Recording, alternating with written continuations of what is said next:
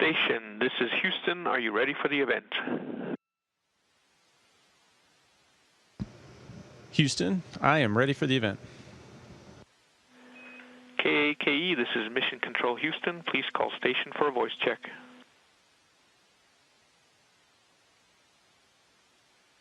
Station, this is KAKE. How do you hear me? I've got you loud and clear. Station, this is KAKE. Hi, Nick.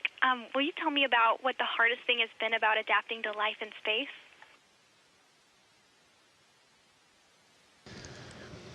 There's so many things that are different on orbit. Everything behaves differently. Just getting used to moving around. Life on orbit, you can change everything by just changing the way that you float into a different module. And so adapting to microgravity is probably the biggest change. It's the one that's most obvious, but that's the biggest change. I don't control everything that's around me. I can't. It's not like on the ground where I can set something down and I can turn my head and I know exactly where that's at. Up here, everything behaves differently, and you realize that you're part of the spacecraft, and that's something that takes a little bit of getting used to, and it's always a challenge.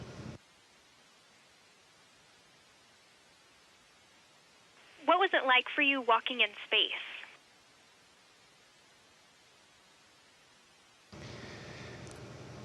We get to do a lot of amazing things, and doing a spacewalk is one of those.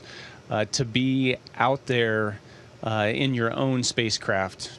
We've got a safety tether, a steel tether that connects us to the station. But other than that, everything that we need to survive is with us in our spacesuit. And so to be out there, it's miraculous from the perspective that you get. But one of the most rewarding aspects of it is that you feel like you're part of this team, even though you're outside and you're working on a task and you're focused on that, and it's you and your wingman out there with you working together to get it done.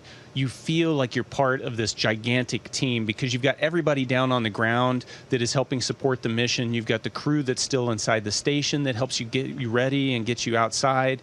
All of us working in concert, and to feel part of that well-oiled machine and to be successful and to do those challenging things is one of the most rewarding experiences I've had on the station.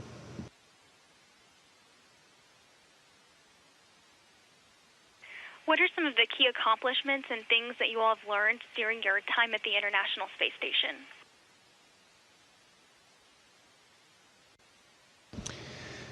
Yeah, so every day we are doing different experiments and new experiments.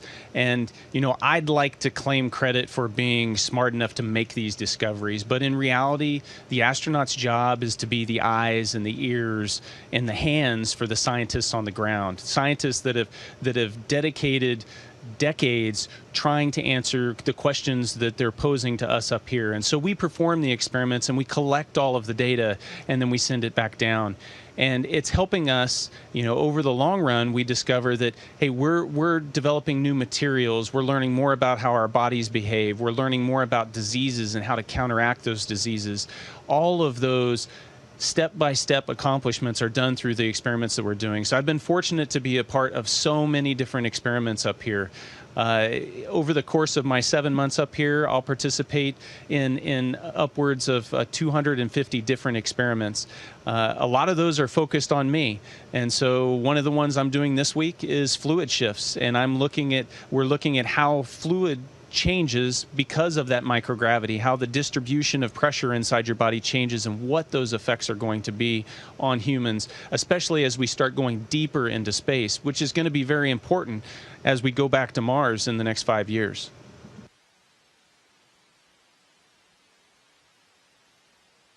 What does having this experience mean to you as a boy from a small Kansas town?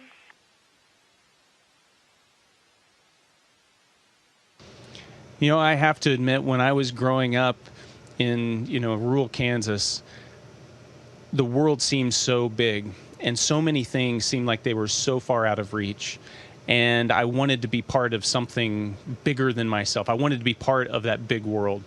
And for me, that the way to get there was I went to the Air Force Academy and joined the Air Force, and I was serving as part of something larger than myself. And when I was in the Air Force, I realized that flight test and working with complicated machines and helping do new things and reach out there and discover, that was something that drew me to NASA.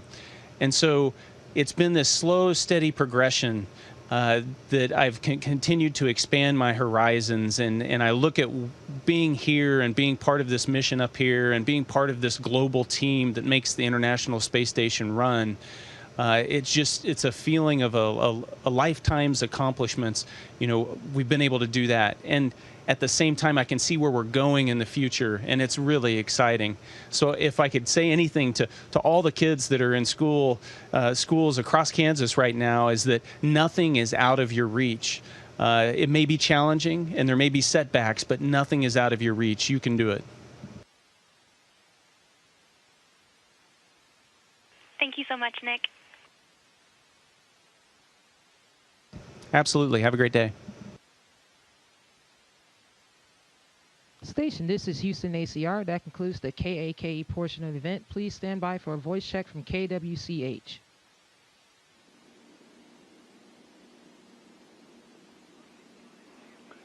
Station, this is KWCH.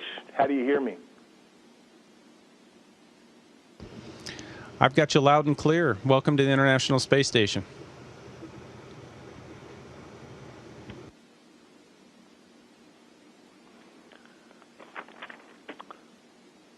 Nick, how is life aboard the ISS right now?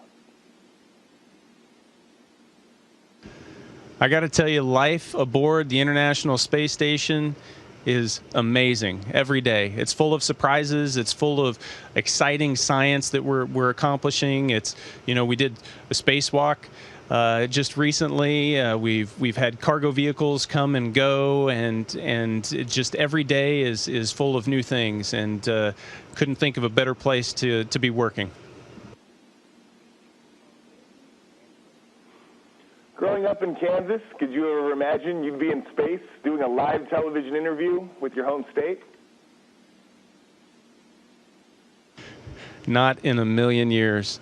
You know, when I was growing up, the idea of exploring space was something that I thought about all the time. I mean, Kansas is amazing. You can go out in the night sky and you can see the Milky Way and all the stars, and so it was easy to dream about that as a little kid, but to think about all the things that you've got to do in order to make that happen and how lucky you've got to get, it was beyond my wildest dreams to think that I'd be here today.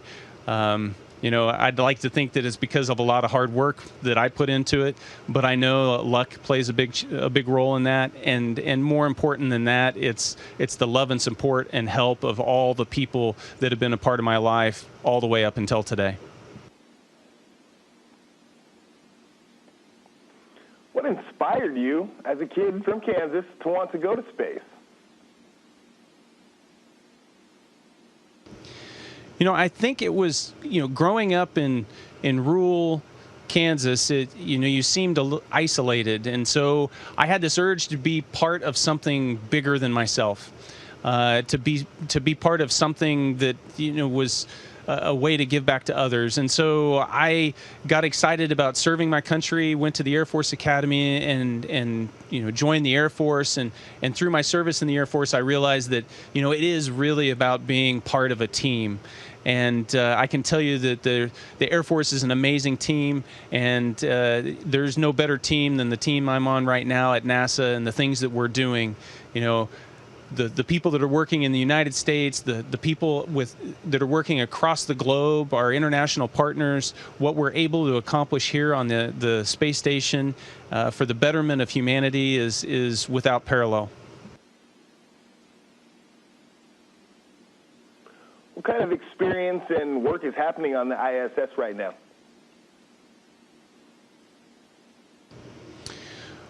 But I think it's safe to say if you can think about it or name it, then we're doing it up here. During the course of 7 months, we'll do more than 250 different experiments up here, collecting data so that the scientists on the ground can draw their conclusions and answer the questions that they don't have the answers to. That ranges everything from new materials. Just this past week, I was working on an experiment where we were testing out the way rubbers are made, and maybe that we can make better rubbers that are going to make our cars more fuel efficient, the tires last longer, and end up reducing emissions and help our planet. You go all the way from that to, in a couple days, I'm going to be doing experiments on my own body trying to see how microgravity changes fluid distribution inside my body, where the heart wants to push all the pressure up to my head when I'm up here because it doesn't have to fight gravity. And that changes things in our body, and we're trying to understand what the implications are, because we're going back to the moon. The Artemis program, we're going to be there in 5 years and stay there and figure out how to get to Mars and do that safely. And all of that is going to be predicated on understanding how space affects the human body. So we spanned the entire spectrum up here. All right, we're going to wrap up real quick. This one's a fun one for you, Nick. Star Trek or Star Wars, and why? So I have to admit I'm a huge sci-fi fan, so this may offend some, but I'm a fan of both. I think that anything that sparks the imagination and gets us thinking about space is amazing. Another one that I'd throw in there is Doctor Who.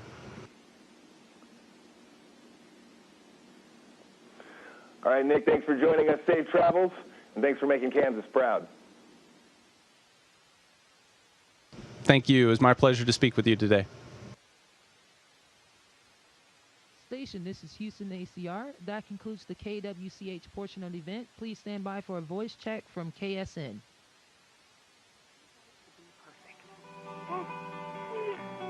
Get the most out of your mattress with Haverty's Labor Day mattress sale. Our experts will help you choose from a wide selection of top brands, and we'll match any price. Save up to $700 on Tempur-Pedic adjustable mattress sets, and save up to $200 on Sealy hybrid mattresses. Haverty's, life looks good. Get social with the KSN team. Here for you on air and online. Hi, I'm Carly Willis with KSN News 3, inviting you to join me as I access the edge with Project Access. Here's your chance to rappel over the edge of the Ambassador Hotel in downtown Wichita on August 30th. Station, stand by 1 second for KSN. They're dealing with technical difficulties. And station copies.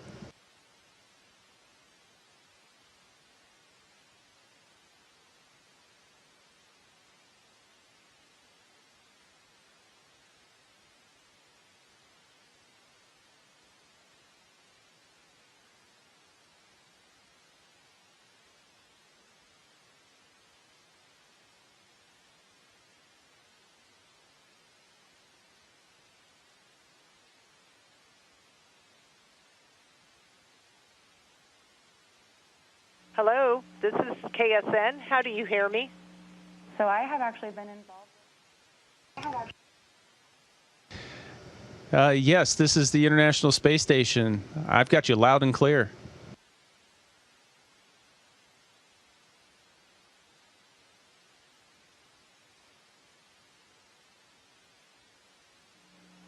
Hi, this is Stephanie. I hope you can hear me. You did a spacewalk last week, and that had to be amazing. What are some of the most memorable experiences you've had so far aboard the space station?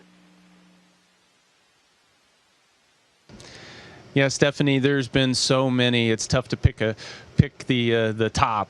Obviously, a spacewalk is a tremendous experience, and it's a unique perspective to be out there in your own spacecraft with such a panoramic view, unobstructed by any of the station structure itself, and it's something that I'll never forget. There's been so many different things that we've done up here that have been special.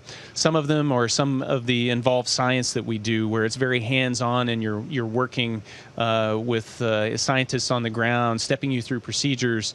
I never thought I would sequence DNA or modify DNA, but we're doing that up here as part of investigations. There's so many different things. The science is one of those.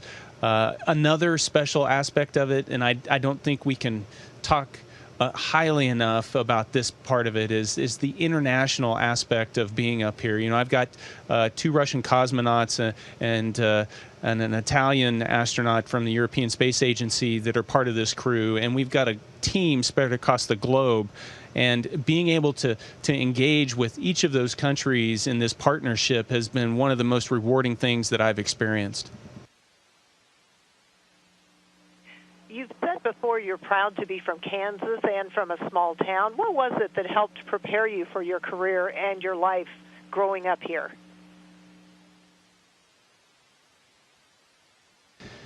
I think that some people would look at growing up in a small town and think about the things that you don't have. And I have to say, this is coming in hindsight. So when I was growing up in a small town, I looked at all the things that I didn't have or that didn't have access to.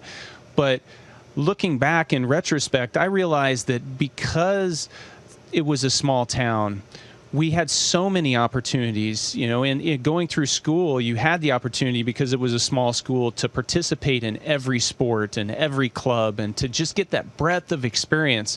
And I think ultimately that breadth of experience is what has allowed me to be successful. It helped me adapt and to meet different challenges as they came across in my career. And more importantly, it took me outside of my comfort zone in so many different ways. And so that's something that I've done throughout my career. So growing up in that small town, I think, really gave me the foundation to go out into the larger world and succeed.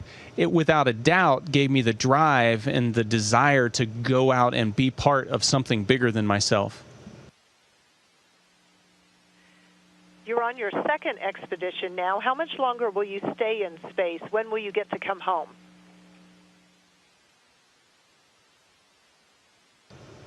Yes, so I came up here as part of Expedition 59. We're in Expedition 60 now. I've been on orbit for 166 days. My mission is 203 days, so I'm going to land just after the beginning of October 3rd. So I've got one more month to soak up and make as many memories up here as I can. What about the future? Do you know what your next mission will be or what you hope it will be? The future is really bright right now at NASA, and it's exciting to see the developments with the Artemis program and our goal to get back to the moon in 5 years and do it sustainably and to learn from that and push on to Mars. And so I have no clue what my future holds. I just know that I want to play my part, whatever that may be, in helping us get back to the moon and helping us push further into the solar system. If you're interested in space and you want to become part of it, there's no better time to get involved with our nation's space program than right now. And what would you say to Kansas kids interested in a career like yours?